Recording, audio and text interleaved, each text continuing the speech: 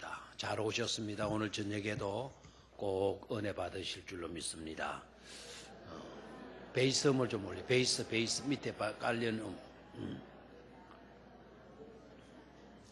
그리고 한 번 더 이렇게 인사하십시오. 당신은 알짜입니다.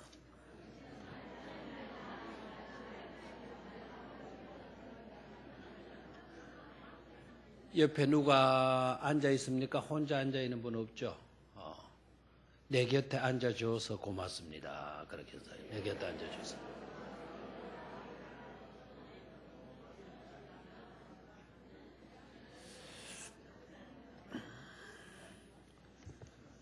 희생양이 된 사랑이라는 제목으로 말씀을 나누도록 하겠습니다. 지금 43장, 44장 우리가 보면서 거꾸로 지금 내려오고 있어요. 사건을 거꾸로.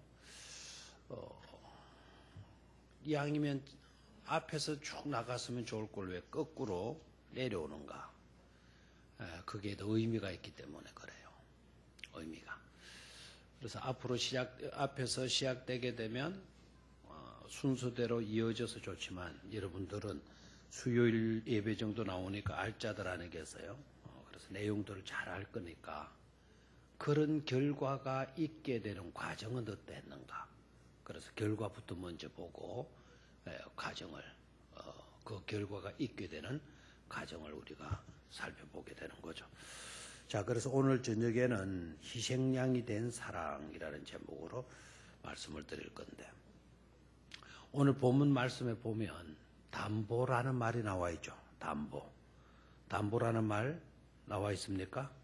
몇 절에 나와 있나요? 9절에 나와 있죠. 내가 그를 위하여 뭐가 되겠다? 담보가 되겠다. 그래서 담보가 되겠다. 담보에 대해서 여러분이 잘 아시고 계시잖아요. 그죠? 담보가 어떤 건가. 그런데 실제적으로 이 담보 문제 때문에 굉장히 고통과 어려움과 난처한 지경에 놓이는 경우들이 없잖아 많이 있죠. 구약 때에도요, 이 담보 문제 때문에 엄청난 고통을 알았던 수많은 사람들이 있는 것을 보게 돼요. 전쟁에서 패배하게 되거나 또 본의 아니게 많은 빚을 주게 되면은 거기에 대한 피해는 이루 상상을 초월할 정도가 되죠. 자녀들을 잡아가 가지고는 담보물로 끌고 가 가지고는 노예로 만들어 버린단 말이에요. 심각한 문제잖아요. 이 담보의 문제는 어떻게 보면 행과 불행이 결정될 수 있는 그런 문제다. 이렇게 볼 수도 있겠어요. 열왕기하 4장 여러분 내용 잘 아시죠? 엘리사의 제자들, 그건 이제 신학생들인데 그 신학생들 가운데 결혼한 신학생들이 있었던 것 같아요. 한 신학생이 신학 공부를 하다가 병이 나서 죽게 돼요. 그러니까 병 나서 그 병을 고쳐보려고 있는 돈 없는 돈 다 끌어들여서 치료약을 사보고 치료비로 써봤지만 효험을 얻지 못하고 결국 그 신학생이 죽고 말아요. 그랬더니 빚을 진 체주들이 와가지고 그 생도의 자녀들을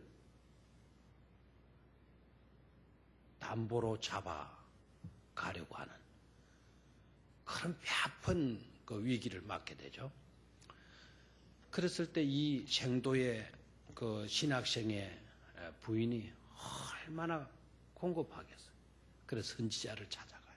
엘리사 선지자를 찾아가서 자기의 형편을 눈물 쏟아 부어가면서 이야기를 하게 되죠. 남편도 이렇게 갔다. 남편 잃고 돈 잃고 빚을 져가지고는 이제는 체주들이 와가지고 내 아들들, 자녀들도 담보물로 끌고 가려고 한다.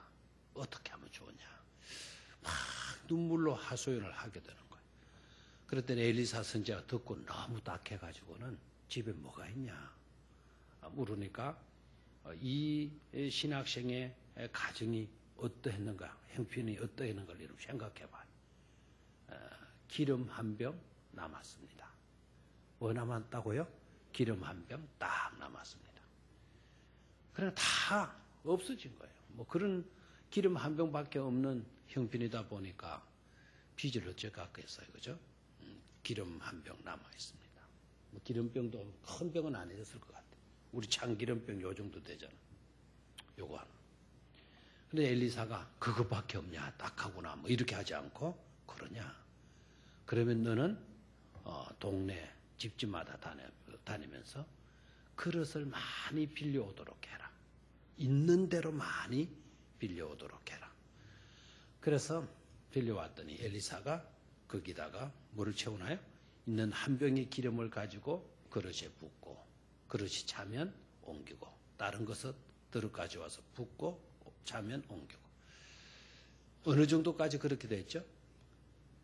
빌려온 그릇 다 찰 때까지 엘리사가 그렇게 했죠. 그래서 나중에는 신학생 부인이 뭐라고 이야기를 해요? 선지자님, 빌려온 그릇이 이제는 없습니다. 빌려온 그릇에 기름이 다 찼습니다. 그러니까 선자가 뭐라 그래요? 가서 이제 팔아라. 팔아서는 뭐를 갚아라? 빚을 갚고 그리고 남은 것으로는 네가 어떻게 하라? 그걸로 생활하도록 해라. 빚만 갚아주는 것이 아니라 생활비까지 앞으로 살아갈 수 있는 길까지 열어주게 되잖아요. 이해가 돼요? 그러니까 이 빚을 진다라는 거 이거 담보물로 책정이 되어진다라는 이거는 크나큰 고통과 아픔이 아닐 수가 없는 것이죠. 희생양이 바로 이 담보라고 하는 단어와 똑같아요. 희생양. 희생양이 된 사람. 자, 그러면 이게 담보는 옛날이나 지금이나 이 설정되게 되면 골치 아픈 그런 문제가 되겠는데, 그런데 오늘 본문 속으로 들어가서 보면 그렇지 않은 담보도 있다. 그렇지 않은 담보도 있다. 이런 담보는 너무나도 아름다운 담보가 되는 거다 하는 것을 깨닫게 하면서 우리의 마음을 감동시키고 있어요. 자, 희생양이 된 사랑. 첫 번째, 이 담보는요 아주 좋은 그런 담보예요. 희생양이 되는 거죠. 첫 번째는요 1절에서 7절까지. 1절에서 7절까지. 자, 오늘도 말씀 속으로 들어가야죠, 그죠? 왜 말씀 속으로 들어가야죠? 말씀 안에 보화가 있기 때문에. 그래서 말씀 안으로 들어가야 보화를 발견할 수가 있고, 보화를 발견하면 뭐 해야 된다? 캐내야 된다. 캐내어서는 어떻게 해야 된다? 우리의 심령에 간직해야 된다. 간직하고서는 어떻게 하나? 그 보화를 가지고 보화를 가진 기쁨과 감격으로 신바람 나는 삶을 살아갈 수가 있다. 그렇죠? 그래서 말씀 속으로 들어가야 돼요. 1절에서 7절까지. 첫 번째 희생양이 된 사랑. 어떤 사랑이냐? 사랑 때문에 희생양이 된 사람이에요. 사랑 때문에 희생양이 된 사람. 다시 한번. 사랑 때문에 희생양이 된 사람. 그 사람이 누구냐? 바로 베냐민이에요. 베냐민이 지금 희생양으로 거론되고 있잖아요. 희생양으로. 담보물로 거론이 되고 있어요. 저를 봐요. 담보는 그 가치를 인정받아야만이 담보가 될 수가 있어요. 만약에 여러분 돈을 빌려야 되는데 돈은 없고 그러나 집을 갖고 있다. 어떤 밭을 갖고 있다. 그러면 그 집을 담보물로 잡히고 돈을 은행에서 빌려 쓸 수가 있죠. 그렇죠? 그랬을 때 은행이 반드시 하는 일이 뭡니까? 내 집이 있으니까 내 집 담보 잡힐 거니까 돈 얼마를 좀 빌려주시오. 그런다고 은행이 쉽게 돈을 내줍니까? 아니죠. 뭐 하게 되죠? 그 담보물을 실사하잖아요. 몇 평이나 되나? 그리고 가치가 얼마나 있나? 현 시세가 어느 정도 될 것인가? 이것을 앞으로 가격이 떨어졌을 경우에 어느 정도까지 떨어질 수가 있는 것인가? 그래서 항상 최저가를 매기는 거예요. 만약에 일반적으로 팔고 사고 하는 게 1억 정도 된다 그러면 은행에서 1억을 다 줍니까? 안 줘요. 얼마 정도 주느냐? 잘은 모르지만 1억짜리 정도 되면은 한 5천만 원이나 4천만 원 정도밖에 안 줘요. 이해가 돼요? 왜 그렇죠? 그 담보물이 나중에 처분했을 때 안 팔리고 했을 때 4천만 원까지가 되면 4천만 원 되면 이거는 팔리게 될 거다. 그렇게 이제 여길 때 담보물로 설정을 하는 거란 말이에요. 그러니까 담보물은 그만큼의 가치가 있어야 된다. 가치가 인정될 수 있어야 된다는 거예요. 그것도 한쪽에서만 그렇게 생각해서는 안 되고 쌍방에서 그 가치를 인정할 수 있어야만이 뭐가 될 수가 있다. 담보가 될 수가 있다. 이해가 되죠? 자, 그런데 오늘 베냐민을 한번 딱 봐요. 베냐민을 보면 요셉이가 담보물로 제시를 해요. 누구를? 베냐민을. 너희들 나중에 올 때 누구 꼭 데리고 오너라? 베냐민을 꼭 데리고 오너라. 베냐민을 데리고 오지 않으면 너네들 내 얼굴 볼 생각하지 말아라.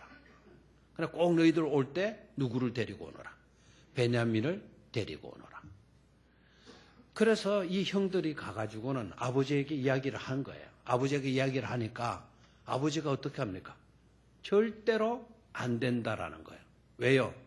그 베냐민은 자기에게 있어서 너무나도 귀중한 아들이라는 거 아닙니까? 맞아요? 맞죠? 그럼 요셉도 베냐민의 가치를 인정하고 있고요. 야곱도 베냐민에 대한 가치를 갖고 있죠. 그 가치가 바로 뭡니까? 요셉에게 있어 그 가치는 베냐민을 그토록 많은 거죠. 사랑하고 있는 거죠. 야곱에 있어서 베냐민의 가치는 바로 뭡니까? 사랑하는 아들이라는 거죠. 자기가 사랑했던 라헬에게서 두 아들을 낳았었는데 한 아들은 잃어버린 가서 형들 자기 아들들 이야기 들어보니까 짐승에서 찢겨서 죽은 게 틀림이 없고 그 요셉 그래서 잃었다고 생각하고 있잖아요 지금. 그리고 사랑하는 아내에게서 태어난 또 하나의 아들이 바로 누구예요? 베냐민이에요. 근데 베냐민을 쉽게 내줄 수가 있겠나요? 요셉이 잃어버리고 난 뒤에 아마 야곱은 베냐민에 대한 사랑의 마음이 더 간절했을 것 같아요. 굉장했을 것 같아요. 그러니까 야곱에게 있어서도 베냐민은 없어서는 안 될 사람이고 요셉에게 있어서 베냐민은 꼭 만나지 않으면 안 되는 사랑하는 동생이잖아요. 맞습니까? 그래서 양쪽에 다 귀한 가치성이 인정이 되는 담보물이 될 수가 있는 것이죠. 그런데 그 담보의 내용이 바로 뭐죠? 돈의 어떤 가치성, 효력성 때문에 아니고 뭐 때문에 그렇죠? 사랑하기 때문에. 알겠나요? 사랑하기 때문에. 다시 한번 뭐 하기 때문에? 사랑하기 때문에. 사랑하기 때문에 베냐민은 아버지에게도 사랑받는 존재요. 형으로부터도 사랑받는 존재이기 때문에 그 사랑 때문에 희생양으로 지금 거론이 되어지고 있는 것을 볼 수가 있죠. 여기서 우리가 깨달아야 돼. 여기서 우리가 들어야 할 메시지가 있어요. 우리가 누군가를 사랑한다면, 우리가 뭔가를 사랑한다면 반드시 깨달아야 돼요. 사랑하는 만큼 그것에 가치가 부여된다라는 거예요. 내가 사랑하는 만큼 그것에 대한 가치가 부여된다. 다시 한번 내가 사랑하는 것만큼 그 사랑의 대상의 가치가 더 높아질 수가 있다라는 거예요. 아멘입니까? 여러분이 좋아하는 것, 지독하게 좋아하는 것, 그 지독하게 좋아하는 것을 남이 사가려고 그래요. 지독하게 좋아하는 것을 남이 사가려고 하는 거예요. 그 사람도 그 물건을 보더니 너무너무 가지고 싶어 못 견디는 거예요. 그럼 어떻게 합니까? 여러분도 너무 아끼는 거 절대로나 안 팔아. 그러니까 저쪽 사람도 이 물건이 너무 좋게 보이니까 내가 얼마든지 줄 거니까 그거 나한테 팔아라고 이야기하잖아요. 그래서 시작합니다. 경비를 한번 붙여봅니다. 100만 원부터 시작할게요. 100만 원 너무 많나요? 10만 원부터 할게요. 10만 원 팔겠나요? 빨리 말을 해요. 10만 원 내가 줄 거니까 저한테 주시겠습니까? 이거 같으면 주지, 물병 하나 같으면. 에? 그런데 여러분이 너무나 사랑하는 거예요. 너무나 좋아하는 거예요. 자, 10만 원 안 준다 그래요. 그래서 50만 원 줄게. 달라 그래. 안 준다는 거예요. 100만 원 줄게. 안 준다는 거예요. 나중에 1000만 원 줄게. 그랬더니 양반이 약간 망설여요. 2천만 원 줄게. 그랬더니 내놨어. 그러면 그 물건은 얼마짜리입니까? 2천만 원. 사랑하는 것만큼 그 물건은 그 가치가 부여되는 거예요. 사랑하는 것만큼. 되나요? 주고도 못 준다. 주고도 못 내놓다 그러면은 그만큼 죽음과 바꿀 수 있는 것이 되는 것이죠. 그만큼의 가치가 부여되어지는 것이니까. 이해가 되겠습니까? 그래서 사랑하는 것만큼 그것의 가치가 부여된다는 사실을 놓치지 말아요. 또 하나요. 우리가 누군가를 사랑한다는 것은 그러기 때문에 십자가를 각오하지 않으면 안 된다는 겁니다. 다시 한번 누군가를 우리가 사랑한다면 뭐를 각오해야 된다? 십자가까지도 각오할 수 있어야 된다는 거예요. 다른 것은 다 놓쳐도 나는 이것을 너무 사랑하기 때문에 나는 이것을 절대로 놓칠 수가 없어. 그래서 다른 여러 가지 일들이 있지만 그 일들을 다 뭐 해야 돼요? 내가 거절을 해야 돼요. 그러니까 누군가를 사랑한다는 것은 십자가를 각오하지 않으면 그것을 지독하게 사랑하는 것이 될 수가 없는 거예요. 십자가를 각오하고서라도 그것을 지키고자 하는 그것이 바로 진정한 사랑이다라는 거죠. 여러분 요한복음 3장 16절 잘 아시죠? 하나님이 세상을 이처럼 사랑하사 독생자를 주셨으니 이는 저를 믿는 자마다 멸망치 않고 뭐를 얻게 하렵니다. 영생을 얻게 하려 하십니다. 그랬죠? 자, 거기에서 여러분 하나님이 세상을 사랑하사 그 사랑이라는 그 의미를 생각해 봐요. 어느 정도까지 사랑했냐 세상을. 누구를 내어주었어요? 독생자를 내어놓을 정도로까지 세상을 마셨다라는 겁니까? 사랑하셨다라는 거죠. 그렇죠? 그럼 독생자를 그냥 내놓았습니까? 독생자를 어디에 내다합니까? 십자가에. 그러니까 여러분 누군가를 사랑한다라는 것은 십자가까지도 각오하지 않으면 그건 사랑하는 것이 아니다라는 것을 깨달아야 돼요. 단순히 우리가 세상적인 give and take, 내가 너를 이만큼 사랑했으니 너도 이만큼 나를 대해줘야 되는 것이 아니겠는가? 이는 세상적인 사랑이에요. 세상적인. 진정한 사랑은 그 사랑 때문에 내가 기꺼이 십자가마저도 마다하지 않겠다. 그런 정신이 있어야만이 그것이 뭐가 되는 것이다? 진정한 사랑이 되는 것이다. 하나님은 그런 사랑을 우리에게 베풀어 주시는 줄로 믿습니까? 십자가를 각오하고까지. 그것도 독생자를 십자가에 매달기까지 하면서 우리를 뭐 하셨다? 사랑하셨다. 추상적인 감상적인 그런 사랑이 아니라는 거예요.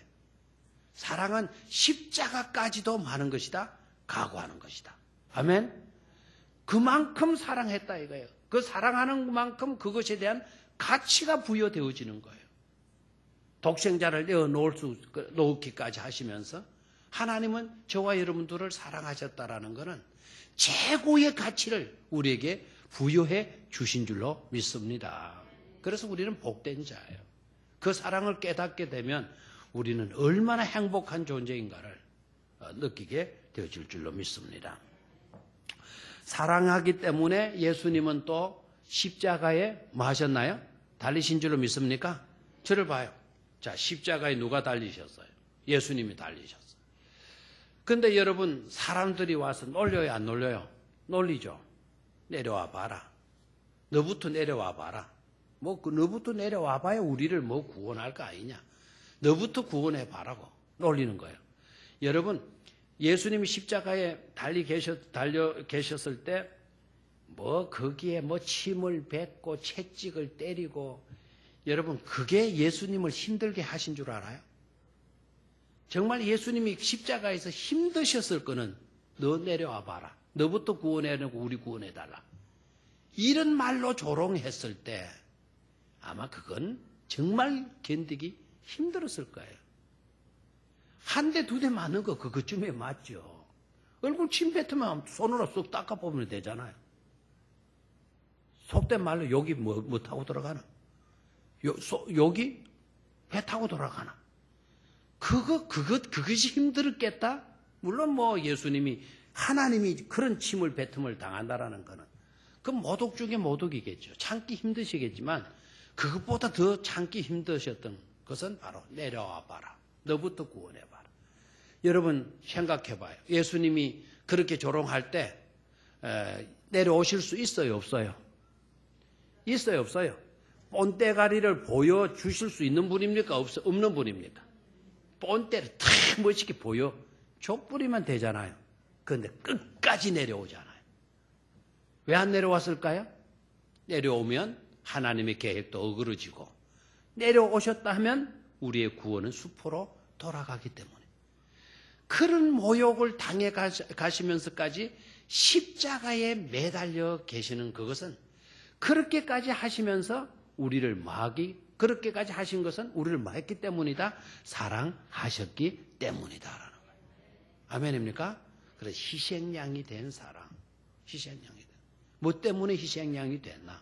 사랑 때문에 희생양이 된 사랑을 발견할 수 있어야 될 줄로 믿습니다. 저와 여러분들도 살아갈 때 이제는 사랑 때문에 내려올 수 없는 일이 있어요. 내려올 수 없는 일. 그 사랑 때문에 내려놓을 수 없는 일들도 있어요. 내려놓을 수 없는 일들. 그 사랑 때문에 힘든다고 해서 내려놓을 수가 없어요. 남들이 도와주지 않는다고 해서 내려놓을 수가 없어요. 어떤 상황에 놓인다 하더라도 절대로 내려놓을 수 없는 일들이 있어요. 그 사랑 때문에. 주님을 향한 그 사랑 때문에.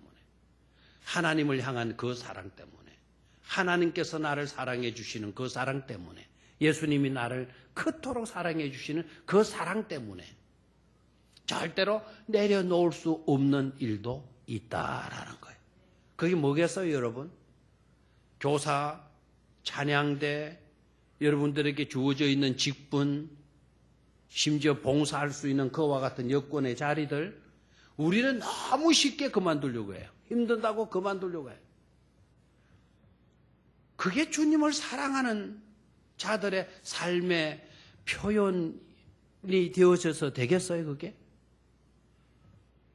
십자가에 그런 모독을 당하시면서까지 우리 주님은 내려오실 수도 있는 분이 내려오시지 않고 끝까지 십자가를 각오하고 십자가를 짊어져요. 끝까지 짊어져 주셨어요.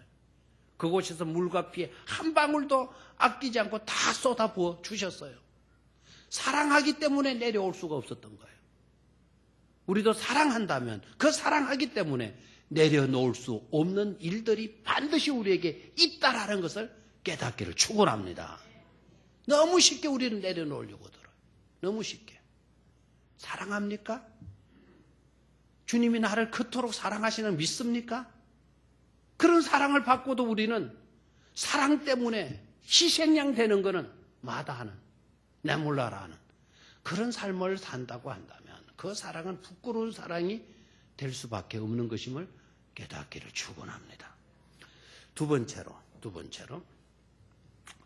유다의 모습에서요. 유다의 모습에서 8절, 9절, 10절 유다의 모습에서 두 번째 희생양이 된 사랑을 볼 수가 있어요.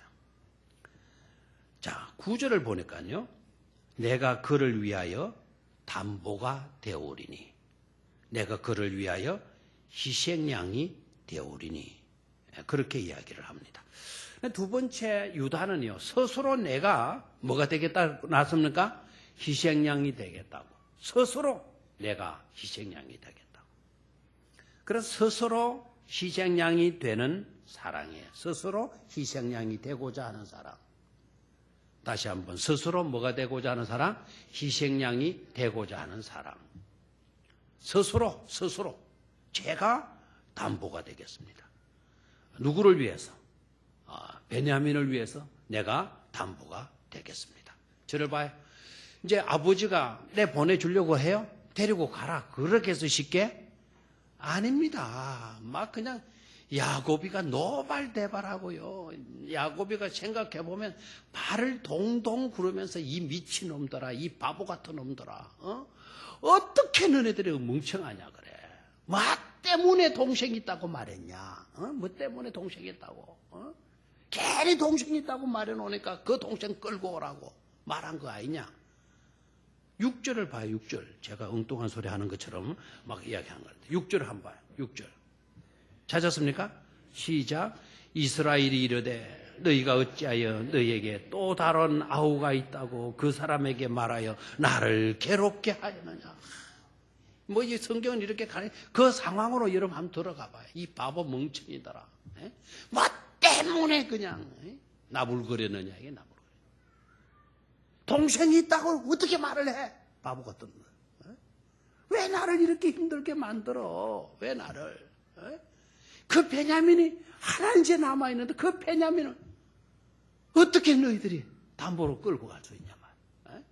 이제는 베냐민까지 가게 되면 나는 어떻게 사느냐. 뭐 그냥 나를 왜 이렇게 힘들게 하느냐고. 막 안절부절하면서 노발대발하는 그런 모습 아니었겠어요?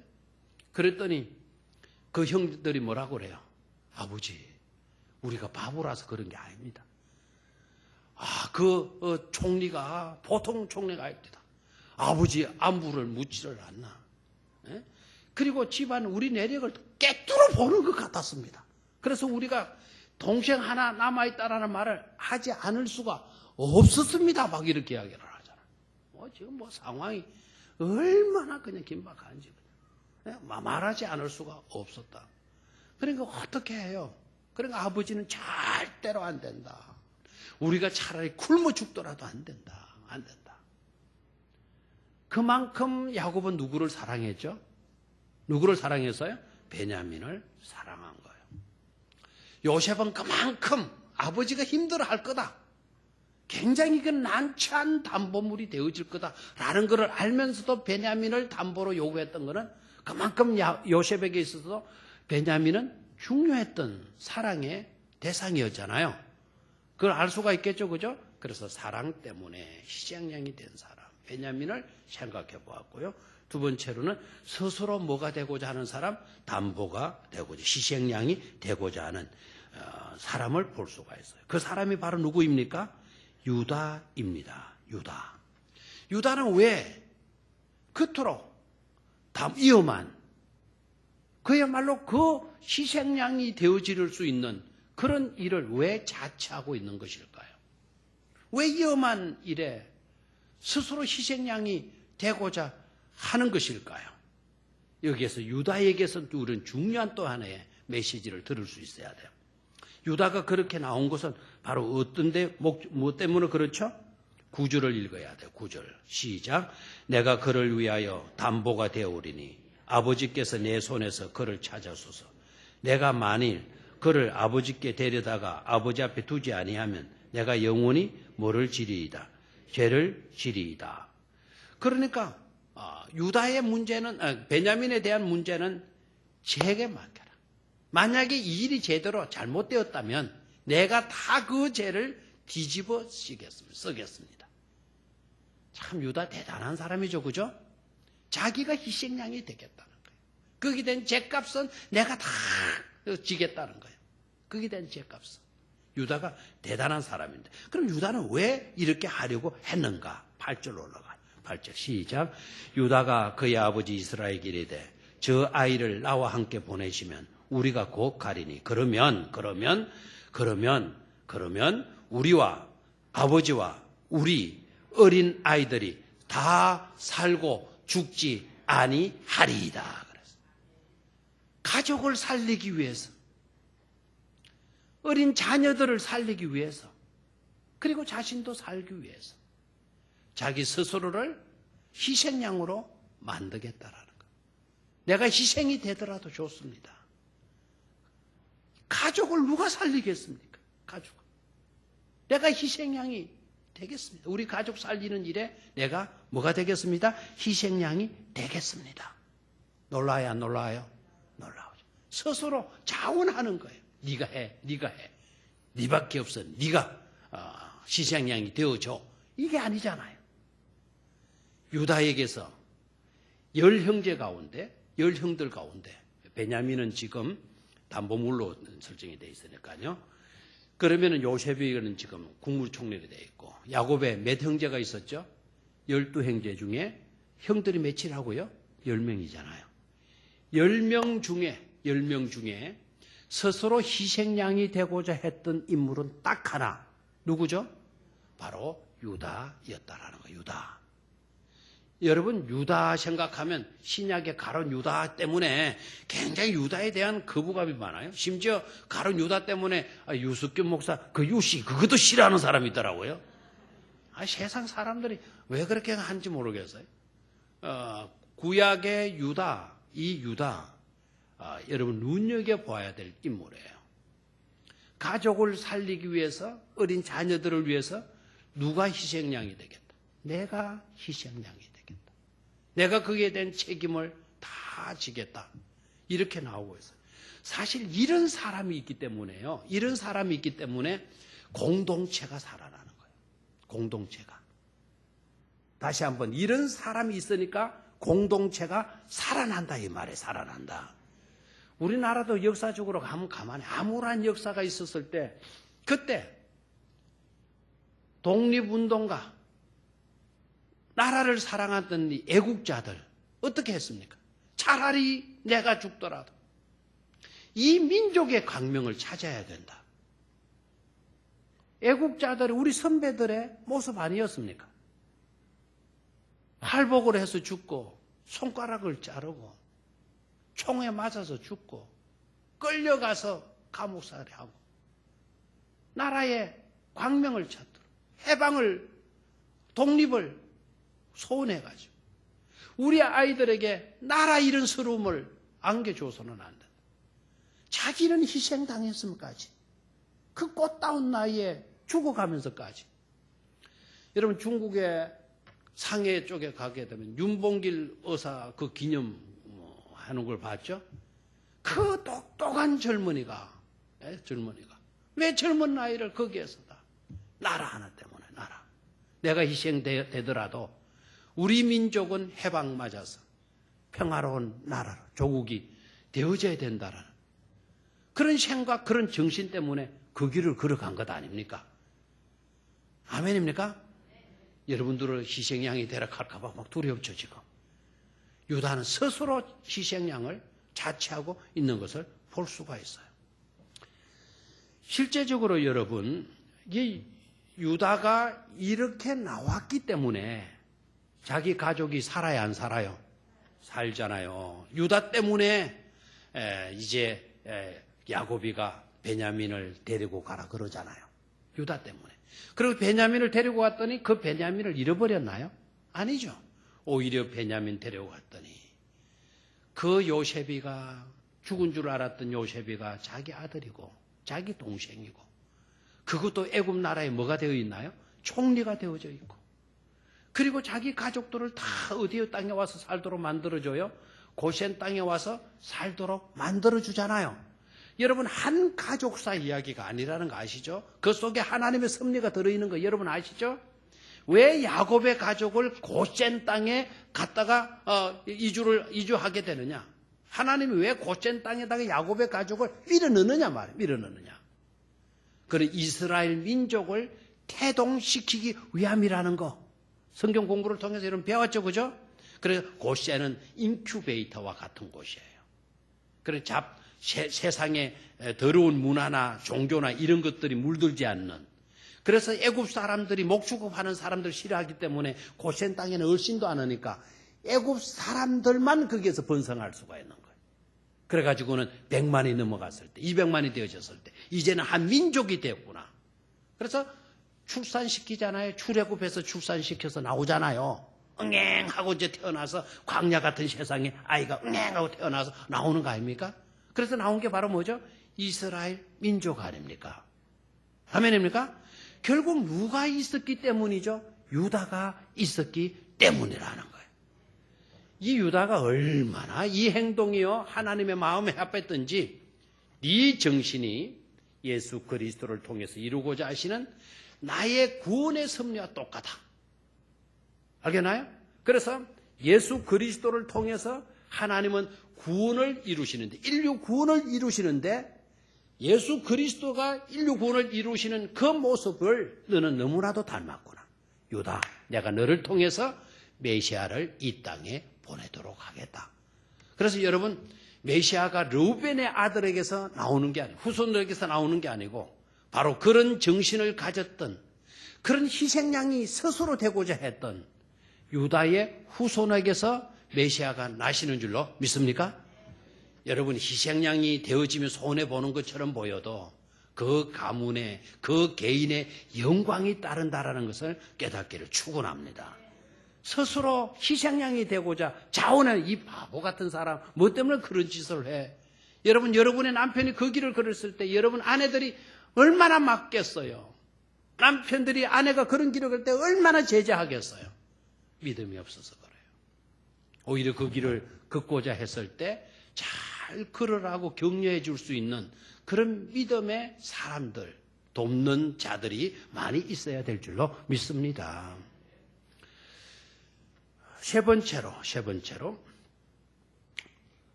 시간이 없으니까요. 11절에서 14절까지로 내려가. 11절에서 14절. 자, 말씀 속에서 뭐를 캐내자, 뭐를 발견하자, 보화를 발견하자. 발견했다면 어떻게 하자? 캐내자. 캐내서는 어떻게 하자? 소유하자. 내 것으로 만들자. 자, 11절에서 14절까지. 15절은 우리 지난번에 생각했죠. 돈을 많이 가지고 베냐민 데리고 그 애굽 나라에 내려갔더니 요셉이가 자기 청지기들을 들어 저 사람들 그 형들 중에 베냐민 있는 거를 보고 저 사람들을 총리 공관으로 모셔라. 그리고 짐승을 잡아서 뭐 해라? 잔치해라. 알겠나요? 그래서 그 앞 사건을 우리가 보고 있으니까요. 베냐민을 지금 이제 데리고 내려가야 될 그 상황을 우리가 지금 보고 있어요. 자, 11절에서 14절까지는 영적 성숙으로 희생양이 된 사람이에요. 믿음이 성숙한 일로 인하여서 희생양이 된 사람을 보게 돼요. 그 사람이 누구냐? 바로 야곱이에요, 야곱. 자, 그 사람이 누구라고요? 야곱이다, 야곱. 5절에 이스라엘이 이르되 그랬는데 그 이스라엘이 누구죠? 지금 현재 이스라엘 민족 아니고 그 이스라엘은 한 개인의 이름이죠. 한 사람의 이름. 그 사람이 누구죠? 바로 야곱. 야곱이라고 불리기도 하고 또 야복강가의 사건을 통해서 야곱이가 새로운 이름을 얻게 되죠. 그 이름이 뭐였습니까? 이스라엘. 그래서 6절에 이스라엘이 이르되 그 말은 야곱이 말한 거예요. 야곱이 말한 것. 자, 11절에서 마지막 절, 14절까지 누구의 이야기가 이어지는가 하니까 야곱의 이야기가 이어지고 있어요. 그들의 아버지 이스라엘이 그들에게 이르되. 자, 이스라엘은 누구라 그랬나요? 야곱이 자기 아들들에게 말을 하는 겁니다. 그러할진대 이렇게 하라. 이제 야곱이가 왜 쓸데없는 말을 해가지고 나를 이렇게 힘들게 하냐. 막 그냥 몸부림을 치면서 안절부절 못하면서 하던 그런 모습에서 침착성을 되찾고 있는 것을 볼 수가 있어요. 차분하게 되어졌어요. 어떻게 야곱이가 그렇게 안절부절 못하다가 차분해졌냐? 누구의 이야기를 듣고? 희생양이 되고자 했던, 스스로 희생양이 되고자 했던 누구의 이야기를 듣고? 유다의 이야기를 듣고 야곱이가 차분해진 거예요. 모든 것을 이제는 믿음으로 해석하고요. 성령으로 해석하고 성령으로 판단하고 있는 것을 볼 수가 있어요. 자, 이렇게 하라. 그러면서 어떻게 하라고 지시를 하냐면 이 땅의 아름다운 소산을 그릇에 담아가지고 내려가서 그 사람에게 예물로 드릴지니 곧 뭐를 가지고 가라? 유향과 꿀조금과 향품과 모략과 유향나무 열매와 감복숭아니라. 됐나요? 그러니까 그 흉년인 바닥에 그래도 아껴두었던 그것들 조금씩이라도 가지고 가거라. 12절에 너희 손에 갑절의 물을 가지고 돈을 가지고 너희 자루 아귀의 도로 넣어져 있던 그 돈을 다시 가지고 가라. 자루 속에 들어있던 그 돈도 다시 가지고 가라. 혹 잘못이 있었을까 두렵도다. 실수해가지고 누가 넣었는데 그 돈 어땠냐 물으면 이거 곤란하지 않냐. 그러니까 자루 속에 들었던 그 돈들 다 가지고 가라. 됐나요? 그 다음을 잘 보셔야 돼요. 여기까지는 야 그렇게 할 수 있겠다 싶은데 13절을 봐요. 13절 눈이 번쩍 떠야 돼요. 네 아우도 데리고 떠나. 네 아우가 누굽니까 지금? 베냐민. 베냐민을 데리고 떠나라는 거예요 지금. 야곱이 어떻게 자기 아들을 베냐민을 내놓는단 말입니까? 나를 왜 이렇게 힘드냐고. 왜 베냐민 이거 이야기해가지고는 베냐민까지 이제 이렇게 단번물로 이렇게 뺏어가려고 하냐. 막 그러던 야곱이가 누구를 데리고 가라 그래요. 베냐민도 데리고 떠나. 다시 그 사람에게로 가라. 그 사람은 누구죠? 바로 국무총리죠. 그렇죠? 그러나 야곱이 그 사람이 국무총리이지는 하지만 누구는지 몰라요? 요셉인 건 모르죠? 그 사람에게로 가라. 그 다음 잘 봐요. 어떻게 야곱이 가요? 베냐민을 내놓을 수 있단 말입니까? 베냐민을 차라리 내놓는다면 차라리 내가 죽기를 더 원할 거예요, 지금. 그런데도 누구를 내놔요? 베냐민을 내놔요. 어떻게 베냐민을 내놓을 수 있단 말이냐? 14절에 해답이 나오고 있어요. 어떻게 베냐민을 갑자기 내놓으려고 하는가? 14절. 전능하신 하나님께서 그 사람 앞에서 너에게 은혜를 베푸사 그 사람으로 너희 다른 형제와 베냐민을 돌려보내게 하시기를 원하노라 그랬잖아. 결국 누구께 아들을 맡기는 거죠? 하나님께. 그 하나님은 어떤 하나님이다? 두 가지로 알아야 돼요. 그 하나님은 어떤 하나님이다? 전능하신 하나님이고 그 하나님은 또한 어떤 하나님이시다? 은혜를 베푸시는 하나님이시다라는 거예요. 자기 아들을 하나님께 맡기는 거예요. 하나님께. 저를 봐요. 이게 성숙이에요. 이게 내가 사랑하는 사람이라고 해서 내가 붙들고 나와 결탁되어져 있어야 된다 생각하면 이 사람은 아직 덜 성숙한 사람. 진짜 믿음으로 성숙한 사람은 나와 결탁시키려고 하는 것이 아니라 전능하신 하나님과 결탁시켜 줄 수 있는 사람이 성숙한 사람이. 아멘입니까? 하나님과 결탁. 내가 사랑하는 것보다 전능하신 하나님께서 사랑하시는 게 더 좋은 사랑이고 더 큰 사랑이고 더 놀라운 사랑이 될 거다. 그렇게 믿는 것이 이 성숙한 사람의 모습인 거예요. 내가 데리고 있는 것보다 하나님께 맡겨버리는 것이 더 나을 수 있다. 이 믿음이 야곱에게서 지금 나오고 있는 거예요, 지금. 아멘입니까? 그 믿음이 있었기 때문에 데리고 가라. 누구를? 베냐민을 데리고 가도록 해라. 만약에 이것이 이런 것이었다면 믿음이라 볼 수가 없죠. 유다야, 네 분명히 말을 했지. 네가 잘못되면 네가 담보가 되어진다 그랬지. 명심해. 네 말 듣고 내 베냐민 보낸다. 그러면 이건 믿음이 아니에요. 유다의 이야기 나옵니까? 안 나옵니까? 유다야, 네가 이렇게 담보 되어준다고 했으니까 내가 베냐민 내놓도록 할게. 데리고 가도록 해. 그렇게 한 말이 안 나오죠. 뭡니까? 데리고 가라. 전능하신 하나님께서 그 사람 앞에서 너희에게 은혜를 베푸사 그 사람으로 너희 다른 형제와 베냐민을 뭐하게 한다? 돌려보내게 하시기를 원한다. 하나님이 그렇게 해주시기를 내가 바랄 뿐이다. 그러면서 아들을 하나님께 내어 맡기는 모습을 볼 수가 있죠. 아멘입니까? 그 아들을 어떻게 떼어놓을 수 있단 말입니까? 그 아들을 어떻게 사지와 다른 바가 없는 애굽으로 데리고 가도록 허락할 수가 있습니까? 그 아들을 보내지 않으면 안 되는 그 희생양. 그 아들을 보낼 수밖에 없는 그 아픈 가슴을 안게 되는 그 희생양이 바로 누구냐? 그래라도 해서 나는 내가 희생양이 되어주마. 야곱이 스스로가 희생양이 되어지고 있는 것을 볼 수가 있죠. 아멘입니까? 예.